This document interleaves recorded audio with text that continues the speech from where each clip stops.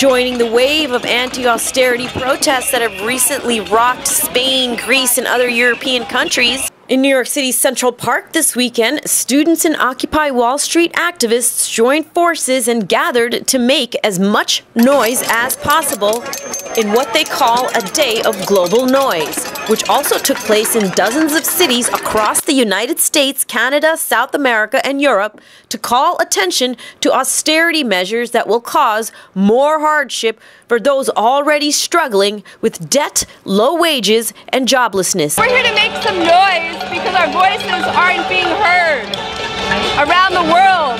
This is a day of action to basically take a stand against these debts that we are being forced to pay.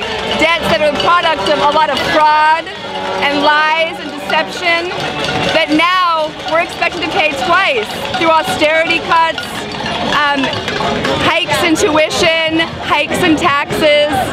So we're here to say we are not paying for the crisis caused by the global 1%.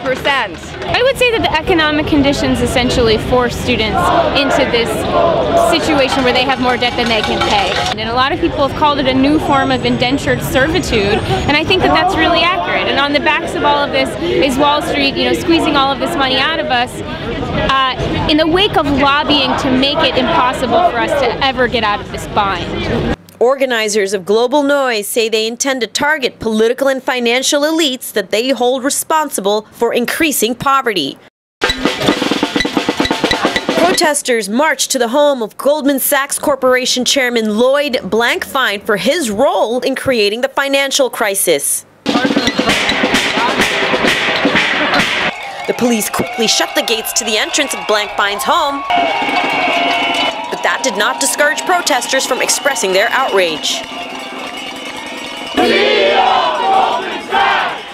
here, but instead of going to jail, Goldman got bailed out. Goldman got bailed out! You're a common criminal. You're a common criminal! Despite a heavy police presence, the demonstration remained peaceful, with protesters in high spirits.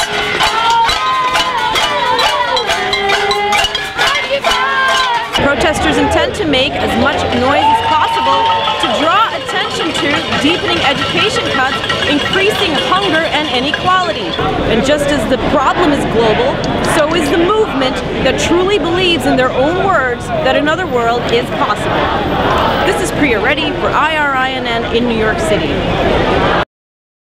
Protesters intend to make as much noise as possible to draw attention to deepening education cuts, increasing hunger and inequality, and believe that just as the problem is global, so is the movement that truly believes that another world is possible. This is Priya Reddy in New York City. Shabbat Chabad.